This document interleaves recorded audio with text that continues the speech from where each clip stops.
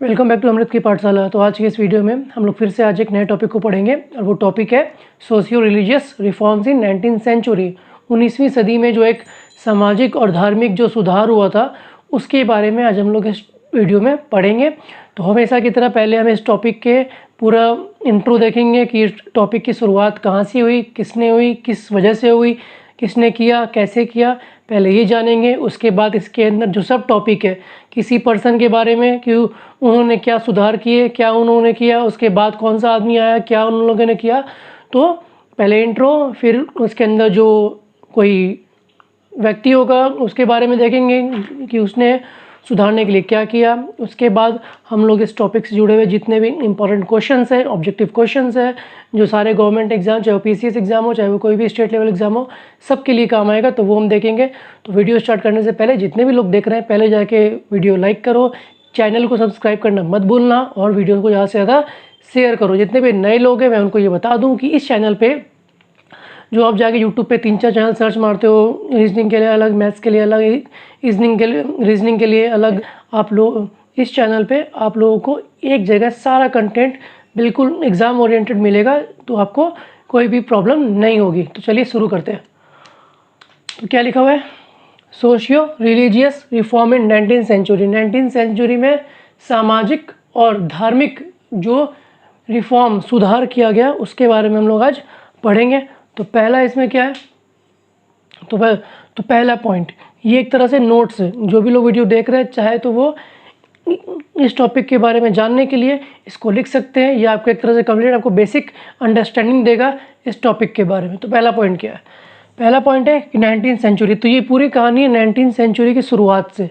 जैसे ही 19th century शुरुआत हुआ 1801 से लेके वहाँ से ये पूरा कहानी शुरू हुआ है। क्या है? पहला पॉइंट है witness the birth of new vision, a modern vision among enlightened section of India.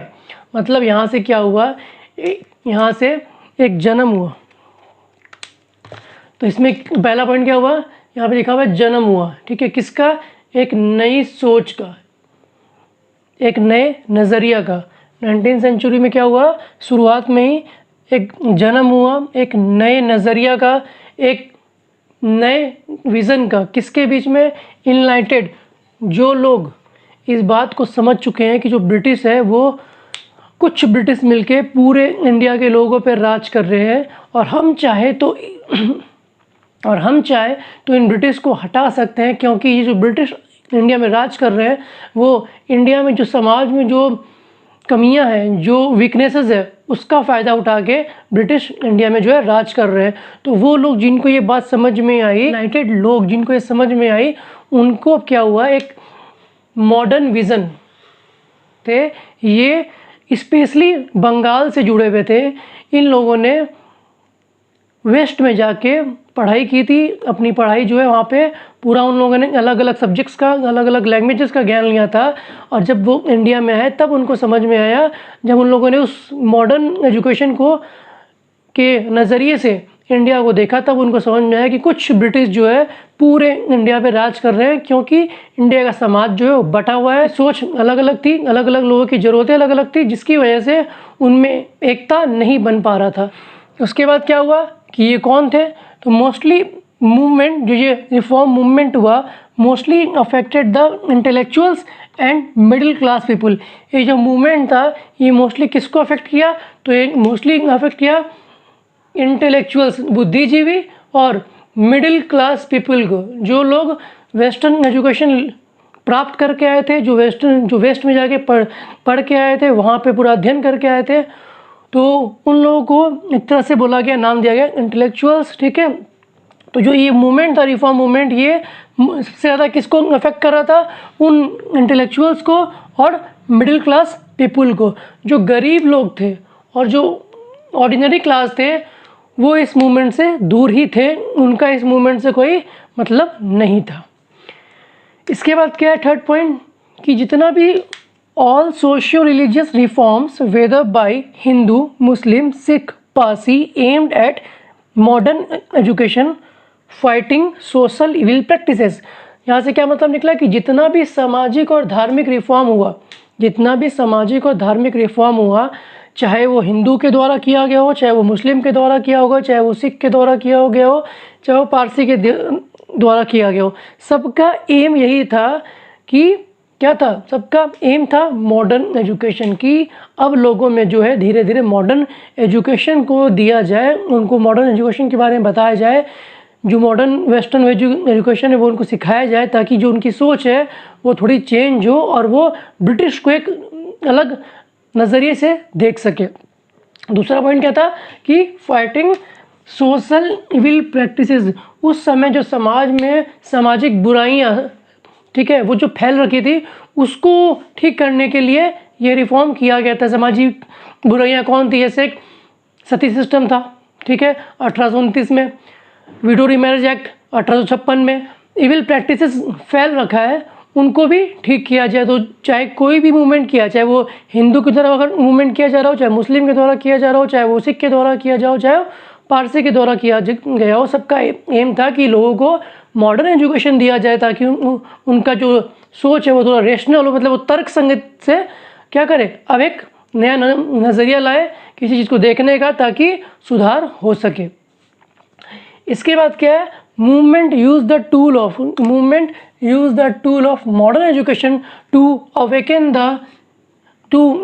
And lead to the modernisation of India. अब यहाँ से क्या हुआ, अब जब लोगों का सोच बदलेगा, जब लोगों को जो पुराना जो सोच था, जो पुराना वाक़ा उनको नॉलेज नहीं था, वो उतने पढ़े लिखे नहीं थे, जब उनको मॉडर्न एजुकेशन दिया जाएगा, उनको जब समझ होगी सही गलत की, क्या समाज में सही है, क्या करने से समाज बढ़ सकता है, कैसे हम ब्रिटिश से हाथों से निकल सकते हैं। तो जब यहाँ पे क्या किया गया कि मूवमेंट क्या किया, मॉडर्न एजुकेशन को यूज़ किया, मॉडर्न एजुकेशन को यूज़ किया, इसलिए लोगों को जागरूक करने के लिए, उनको चेताने के लिए, ठीक है, और इंडिया को मॉडर्न करने के लिए ये है मूवमेंट किया गया। उसके बाद क्या है कि जो reformers wanted society to accept the rational and scientific approach. Reformers जो है वो चाहते थे कि समाज जो है वो रेशनल, तर्कसंगत, क्या है, तर्कसंगत जो है वो एक सोच अपनाए और साइंटिफिक अप्रोच अपनाए, ना कि जो चला आ रहा है, जो कुछ कह दिया उसको मान लिया, अंधविश्वास वगैरह वो मान ले। वो चाहते थे कि तर्कसंगत और साइंटिफिक अप्रोच जो है वो समाज में धीरे धीरे आए। उसके बाद क्या हुआ, जो रिफॉर्मर थे वो लेट किए फिर वही रेशनल अंडरस्टैंडिंग, ठीक है, सामाजिक और धार्मिक आइडियाज़ का। अब ये नहीं कि कोई भी कुछ बोल दे और हम सुन लिए कि ऐसे करने से ये होगा, अंधविश्वास, ठीक है, तो अंधविश्वास को लोग ना माने, लोग अंधविश्वास से बाहर निकले, लोग चले आ रहे घिसे पिटे जो उस समय के रीति रिवाज थे उसको ना माने, जो भले ही समाज के लिए बुरे थे लेकिन लोग उसको अपनाते थे, ठीक है, लोगों की सोच की वजह से। तो लोग चाहते थे, तो जो रिफॉर्मर है वो चाहते थे कि एक रेशनल अंडरस्टैंडिंग आए समाज का भी और धार्मिक आइडियाज़ का भी, और इनकरेज, वो चाहते थे कि लोगों को इनकरेज करे साइंटिफिक आउटलुक, ताकि वो अपने गोल को अचीव कर सके। अब यहाँ से ये था इस टॉपिक का इंट्रो की आखिर शुरुआत कहाँ से हुई। अब इसमें और क्या था कि जब जो इंटेलेक्चुअल्स, खासकर जो बंगाल से कई सारे इंटेलेक्चुअल्स के बारे में हम लोग पढ़ेंगे, तो जब उन इंटेलेक्चुअल्स को ये समझ में आया कि जो इंडियंस है वो कुछ ब्रिटिश के हाथ से पूरा इंडिया जो है वो चल रहा है, मतलब कुछ ब्रिटिश आए हैं और वो पूरे इंडिया को चला रहे हैं। तो जब उन लोगों ने ढूंढा तो उनको समझ में ही आया कि कहीं ना कहीं हमारे समाज में कमी है, जिसकी वजह से वो लोग जो है उस कमी का फ़ायदा उठा के जो है वो हमारे पे राज कर रहे हैं। उस कमी को जो रिफॉर्मर थे वो चाहते थे कि वो कमी जो है जिसकी वजह से ये लोग रूल कर पा रहे हैं, उस कमी को ठीक करें और हम लोग इस ब्रिटिश को बाहर निकाले। जैसे अगर आज की बात करें कि जैसे चाइना वाले, इंडिया जो है अभी चाइना वाले को बॉयकॉट कर रहा, तो कैसे पूरा इंडिया एक साथ आ गया। तो ये जो है एकता जो है, जो हर एक समाज, चाहे वो ठेला वाला हो, कोई दुकानदार हो, कोई एक इंडस्ट्री का मालिक हो, सब लोग छोटे से लेके बड़े तबके तक के लोग एक साथ आके चाइना को बॉयकॉट कर रहे, मतलब एक पूरा समाज एक साथ आ गया है। चाहे वो कोई सा भी क्लास हो, हिंदू हो, मुस्लिम हो, सिख हो, ईसाई हो, सब एक साथ आ गए। लेकिन यही कमी उस समय थी जब लोग समाज में एकजुट नहीं हो पा रहे थे, वो उनका जो सोच है वो एक नज़रिया नहीं बन पा रहा था, जिसकी वजह से हमारा समाज उस समय उस ब्रिटिश से लड़ने में सक्षम नहीं हो पा रहा था। ठीक है, तो अब देखेंगे हम कि जो रिफॉर्म जो हम लोगों ने पढ़ा बेसिक, इसमें किन किन लोगों ने, सबसे पहले हम पढ़ेंगे एक ऐसे शख्स के बारे में जिन्होंने मॉडर्न इंडिया का, कि मॉडर्न जो इंडिया मॉडर्न बने उसकी शुरुआत की। तो वो शख्स कौन थे हम लोग देखते हैं, उन्होंने क्या क्या किया समाज को सुधारने के लिए, क्या क्या उन्होंने योगदान दिया, क्या क्या कंट्रीब्यूशन दिया इंडिया को मॉडर्न करने के लिए, हम लोग वो पढ़ेंगे। तो आइए देखते हैं। तो वो शख्स जिन्होंने इसकी शुरुआत की थी वो थे राजा राम मोहन रॉय। ठीक है, तो हम लोग देखेंगे कि वो शख्स कौन थे जिन्होंने इस रिफॉर्म मूवमेंट की शुरुआत की थी। तो वो थे राजा राम मोहन रॉय। कब से? 1772 से लेके 1833 तक। तो सबसे पहले ये इतने से पार्ट से 3 से 4 ऑब्जेक्टिव बनता है, बहुत इंपॉर्टेंट ऑब्जेक्टिव। पहला क्या है कि राजा राम मोहन रॉय को राजा का टाइटल कौन दिया था? तो टाइटल दिया था, जो राजा का जो टाइटल है वो दिया था अकबर टू ने। क्यों दिया था? क्योंकि अकबर टू के द्वारा राजा राम मोहन रॉय को यूनाइटेड किंगडम उस समय भेजा गया था, ठीक है, इंग्लैंड में, कि आप जाके मेरे पेंशन के लिए जाके वहाँ पे एक दलील दो कि भाई मुझे पेंशन दिया जाए। उसके लिए अकबर टू ने राजा राम मोहन रॉय को भेजा था यूनाइटेड किंगडम। उसी के लिए अकबर टू ने राजा राम मोहन रॉय को राजा का टाइटल दिया था। तो एग्जाम में क्वेश्चन पूछता है कि राजा का टाइटल किसने दिया था? तो अकबर टू ने दिया था। क्यों दिया था? क्योंकि राजा राम मोहन रॉय अकबर टू के लिए यूनाइटेड किंगडम गए थे इसके पेंशन के लिए दलील रखने के लिए। ठीक है, उसके बाद राजा राम मोहन रॉय को अलग अलग नाम से जाना जाता है। पहला नाम फादर ऑफ इंडियन रेनेसेंस, उसके बाद bridge between past and future, योगदूत, फर्स्ट मॉडर्न मैन। तो ये सब कुछ नाम है जिस नाम से राजा राम मोहन रॉय को जाना जाता है। इनके द्वारा दिया गया पहला कंट्रीब्यूशन, इनके द्वारा किया गया पहला कंट्रीब्यूशन क्या था? 1814 में इन्होंने आत्मीय सभा का स्थापना किया था। किसने? राजा राम मोहन राय ने। कब किया था? 1814 में किया था। तो राजा राम मोहन राय ने 1814 में आत्मीय सभा का स्थापना किया था। अब ये सभा किस लिए थी? कुछ ना कुछ तो रीज़न रहा होगा। क्या था? तो भाई रीज़न था प्रोपोगेट करना किस चीज़ को? तो बहुत इम्पॉर्टेंट चीज़ को, मोनोथिस्टिक का मतलब कि ऐसा इंसान जो एक भगवान को मानता हो। तो आत्मीय सभा का क्या एम था? टू प्रोपोगेट, विचार फैलाना। किसका? मोनोथिस्टिक का, कि भगवान एक है, एक ही भगवान को मानो। ठीक है, to propagate monotheistic Hindu religion, Hindu समाज, हिंदू धर्म में ये बात को फैलाना कि एक ही भगवान को माना जाए, कि भगवान एक ही है। ठीक है, इस बात के लिए था। ये शुरू किया, इसने कोशिश किया कि वो शुरू करे सामाजिक और धार्मिक रिफॉर्म सोसाइटी में। तो इसका मेन क्या था कि मोनोथिस्टिक जो है हिंदू रिलीजन का प्रोपोगेशन। राम मोहन राय ने 1814 में कौन सा एक इंस्टीट्यूशन बनाया? तो आत्मीय सभा बनाया। यह आ सकता है कि आत्मीय सभा कब एस्टेब्लिश किया? 1814 में किया। इसमें क्या था? तो इसमें मोनोथिस्टिक हिंदू रिलीजन को प्रोपोगेट करने के बारे में बताया गया था। अब एक इम्पॉर्टेंट जो इनके द्वारा किया गया था, अब वो देखते हैं कि वो क्या था। तो अब देखते हैं दूसरा वाला क्या था। तो दूसरा था ब्रह्मो समाज। बहुत important exam point of view से ब्रह्मो समाज। राजा राम मोहन राय के द्वारा दूसरा जो एक कंट्रीब्यूशन था इंडिया को मॉडर्न करने के लिए, समाज को सुधारने के लिए, वो था ब्रह्मो समाज। कब इसको एस्टेब्लिश किया था? 1828 में। ठीक है, तो एग्जाम में 2 सवाल पूछता है, 2 तरीके से हो सकता है कि राजा राम मोहन राय ने 1828 में कौन सा एक संस्थान का एस्टेब्लिशमेंट किया था? ब्रह्मो समाज। या कि ब्रह्मो समाज का स्थापना कब हुआ था? 1828। 2 क्वेश्चन बन गया। अब इसमें क्या था? तो पहला बात है कि ब्रह्मो समाज का प्रिंसिपल्स, सिद्धांत, जो हिंदी मीडियम वाले स्टूडेंट अगर देख रहे हैं तो मैं ये जो इंग्लिश में लिखा सबको हिंदी में एक्सप्लेन कर रहा हूँ ताकि उन लोगों को दिक्कत ना हो। तो ब्रह्मो समाज का प्रिंसिपल्स क्या है?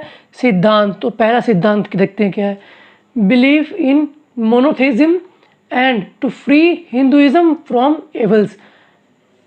बिलीफ मतलब होता है मानना, किसमें?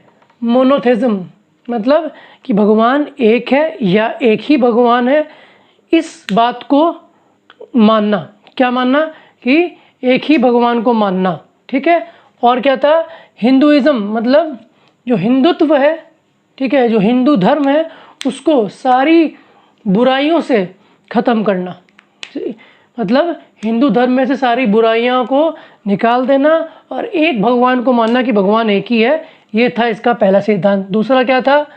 आइडोलेट्री। आइडोलेट्री का मतलब होता है मूर्ति पूजन। मूर्ति पूजन के खिलाफ था यह समाज, की मूर्ति की पूजा नहीं करनी है, इसके खिलाफ था। और एक और चीज़ के खिलाफ था, क्या था? प्रीस्ट मतलब जो पुजारी है उनके प्रभुत्व से, द डोमिनेंस ऑफ प्रीस्ट, इनका भी अपोज था कि जितना भी धर्म वाला काम है वो सब पुजारी लोग उसको जिस तरीके से मन कर रहा है उस तरीके से चला रहा है, उसके खिलाफ था। कि तो क्या है? अपोजिंग आइडोलेट्री, मूर्ति पूजन और डोमिनेंस ऑफ प्रीस्ट, इसके खिलाफ था। थर्ड क्या था? Improve situation of women. औरतों की कंडीशन को सुधारने के लिए ये समाज बनाया गया था। तीन क्या सिद्धांत?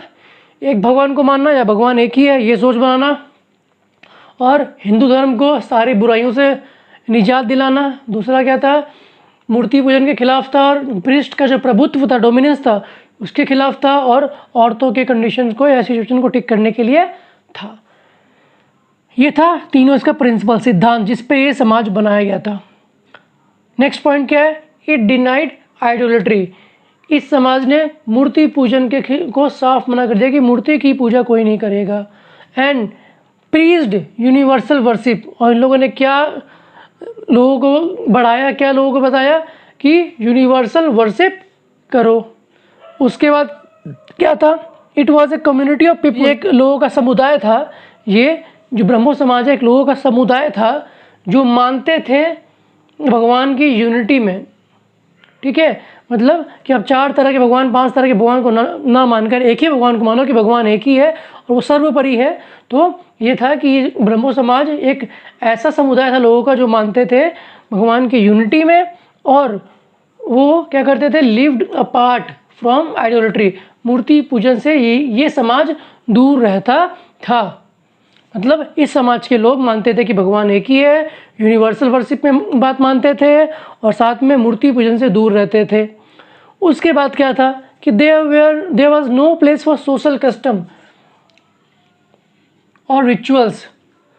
किसी भी तरह का सामाजिक रीति रिवाज इस समाज में नहीं था। कोई भी सामाजिक कि जा रहे पीपल के पेड़ को जल चढ़ा रहे हैं या कोई पेड़ का चक्कर काट रहे हैं, ये सब इसमें इस समाज में नहीं था। इसके बाद इट एम्फेसिस्ड ह्यूमैनिटी। इस समाज ने जोर दिया किस पे? मानवता पे, ह्यूमैनिटी पे, विदाउट कंसीडरिंग कलर। इस समाज ने जोर दिया मानवता पे, बिना ये देखे कि उस पर्सन का कलर क्या है, गोरा है, काला है, कैसा है, कोई मतलब नहीं है। कैरेक्टर कैसा है उससे कोई मतलब नहीं है। मतलब इस समाज ने ह्यूमैनिटी, मानवता पे जोर दिया बिना पर्सन के कैरेक्टर और कलर को देखते हुए। इसके बाद क्या था कि मेन बिलीफ, जो सोच था वो ये था, जो उनका मेन जो मानना था वो ये था कि वन गॉड, एक भगवान जो ओमनी प्रेजेंट, जो हर जगह है, दुनिया के हर कोने में, हर जगह उपस्थित है, और ओमनीसिएंट मतलब सर्वज्ञानी, ठीक है, सर्वज्ञानी। मेन बिलीफ क्या था कि वन गॉड, एक भगवान जो कि हर जगह प्रेजेंट है और सर्वज्ञानी है, ठीक है। ओमनी प्रेजेंट हर जगह है, ओमनीसिएंट सर्वज्ञानी। उसके बाद एक पॉइंट, तारक चंद्र चक्रवर्ती जो था इसका पहला सेक्रेटरी था। हाँ, अब कुछ और पॉइंट है जो हम लोग देखते हैं कि आगे इसमें और क्या पॉइंट था, और एक पॉइंट ऐसा आएगा 1866 में कि ये जो समाज है 2 पार्ट में बट जाएगा। अब उसमें क्या होगा, कैसे होगा, वो देखते हैं अब। तो अब क्या हुआ कि जब तारक चंद्र चक्रवर्ती इसके पहले सेक्रेटरी बने, इसके बाद देवेंद्र नाथ टैगोर ने 1843 में 1843 में ज्वाइन किया ब्रह्मो समाज को, और केशव चंद्र सेन ने ज्वाइन किया 1857 में। उसके बाद तो अब क्या हुआ कि देवेंद्र नाथ ने केशव चंद्र सेन के नाम से टाइटल था आचार्य, इसको छीन लिया कब, 1865 में। तो ये क्या किए, केशव चंद्र सेन जो है उस ओरिजिनल ब्रह्मो समाज से बाहर आ गए और ग्रुप कर लिया under the influence of Devendra Nath Tagore, और क्या बोला, खुद को क्या बोलने लगे, आदि ब्रह्मो समाज। उसके बाद क्या हुआ, 1878 में फिर से कि यही जो समाज था आदि ब्रह्मो समाज, ये खुद को बोलने लगे भारतीय ब्रह्मो समाज। ये जो आदि ब्रह्मो समाज था 1878 में खुद को क्या बोलने लगे, भारतीय ब्रह्मो समाज। उसके बाद फिर से दोबारा क्या हुआ कि ये बढ़ गया, पहले था ब्रह्मो समाज, ये बढ़ गया आदि ब्रह्मो समाज, फिर हो गया भारतीय ब्रह्मो समाज। फिर दोबारा क्या हुआ कि जब केशव चंद्र सेन ने अपनी 13 साल की बेटी को, ठीक है, कूच के किंग, जो कि बिहार में जगह था उस समय कूच, वहाँ के किंग से जब अपनी केशव चंद्र सेन ने जब अपनी 13 साल की बेटी को कूच के किंग से, जो कि बिहार में था, जब उसे शादी कराया, तो इस बात से नाखुश होकर आनंद मोहन बोस और शिवनाथ शास्त्री ने इसके खिलाफ आवाज़ उठाई, इनके खिलाफ बोला, और फिर से एक समाज बनाया, साधारण ब्रह्मो समाज। तो एग्जाम में ऐसा था कि साधारण ब्रह्मो समाज किसने बनाया, तो आनंद मोहन बोस और शिवनाथ शास्त्री ने बनाया। अब कुछ और पॉइंट जो हम लोग देखेंगे अब क्या है, अब कुछ लास्ट का इम्पोर्टेंट पॉइंट तो क्या था कि with the help of David Hare, ठीक है, Raja Ram Mohan Roy founded Hindu College in Calcutta. तो राजा राम मोहन राय ने हिंदू कॉलेज कहाँ बनाया, कलकत्ता में। किसकी मदद से, डेविड हेयर की मदद से। उसके बाद फाउंडेड संवाद कामुडी, ये क्या था, तो एक बंगाली जर्नल था, और एक था मिरातुल अखबार, ये क्या था, पर्शियन भाषा में था। उसके बाद he stood for the abolition of sati प्रथा को ख़त्म करने के लिए ये उसके साथ में खड़े थे कि सती प्रथा ख़त्म होनी चाहिए। ये प्रथा क्या थी, तो इस प्रथा में था कि अगर किसी औरत का पति मर जाता है तो उसी चिता पे वो औरत जाके बैठती थी और ख़ुद को भी ख़त्म कर लेती थी। तो ये इसके खिलाफ थे, और राजा राम मोहन राय ने इसको ख़त्म करने के लिए इसके साथ में वो लड़े, इसके खिलाफ लड़े, और इन्हीं के सपोर्ट से विलियम बेंटिक ने 1829 में सती को ख़त्म कर दिया। और राजा राम मोहन राय ने किताब लिखी गिफ्ट ऑफ मोनोथेइस्ट इन राजा राम मोहन राय ने किताब लिखी, ठीक है। तो ये था socio religious reform in 19th century का पहला पार्ट, जहाँ पे हम लोगों ने बात किया राजा राम मोहन राय के द्वारा जो भी समाज बनाया गया था समाज को सुधारने के लिए, उसके बारे में। अब नेक्स्ट आएगा स्वामी विवेकानंद के बारे में, उसके बाद आएगा रामकृष्ण मिशन।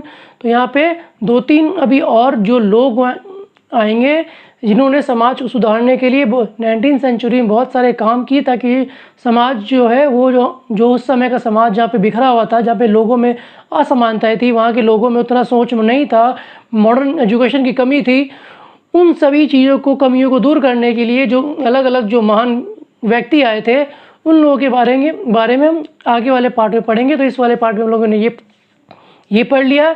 तो हमेशा की तरह इस वीडियो में मैंने पहले टॉपिक का इंट्रो दिया, एक कॉन्सेप्ट बनाया, उसके बाद उस टॉपिक के एक सब टॉपिक, मतलब एक उस टॉपिक से जुड़े हुए एक पार्टिकुलर इंसान के बारे में बात किया, उनके कंट्रीब्यूशन के बारे में बात किया।